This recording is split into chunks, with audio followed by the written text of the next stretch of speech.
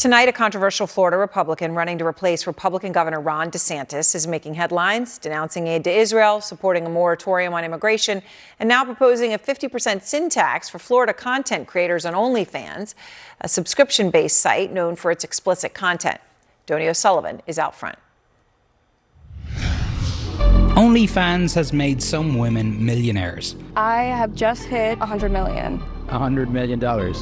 But in Florida, a Republican candidate for governor wants to bring in what he calls a 50% sin tax on whatever you so-called earn via that online degeneracy platform. Now a political target, OnlyFans women are speaking out. Before you want to tax thousands of women just because we actually took this into our own hands, start taxing the companies that are flooding into here. A Florida politician trying to start beef with me for clout. So I'm driving across the Sunshine State to meet the OnlyFans creators and the candidate for governor, who are in the middle of a very public debate about the adult entertainment industry. I don't want to catfish any of you, even though I was on Tinder last week. And I joined and I said, I want to meet young female voters where they are, I said.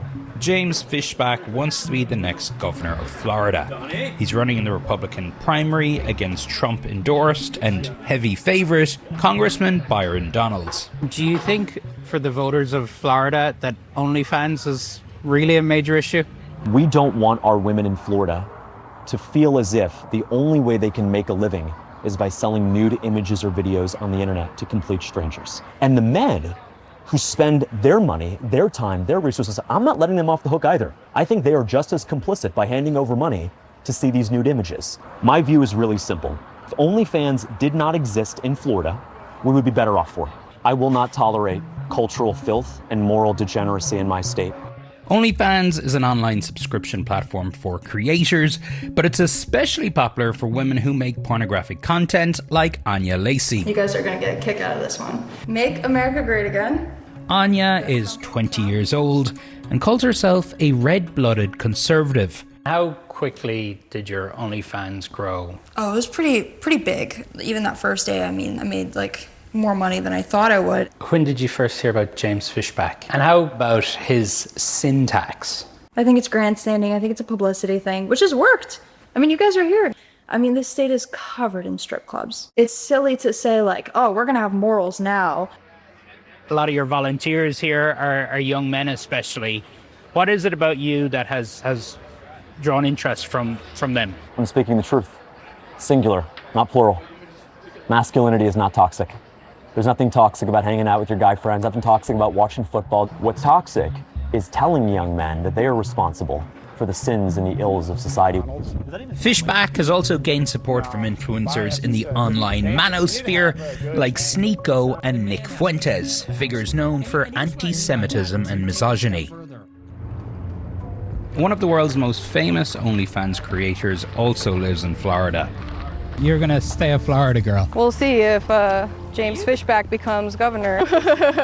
Might push me out. Sophie Rain has been singled out by Fishback, who says she would owe $42 million if he becomes governor. And so, there is a sort of thriving space online that actively despises women, right? What do you have to say about toxic masculinity?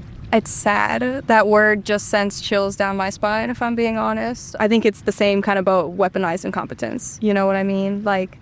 There's no reason to be acting like this. We are all adults at the end of the day, and I think that there are bigger problems in this world that we need to be focused on instead of trying to regulate women's bodies.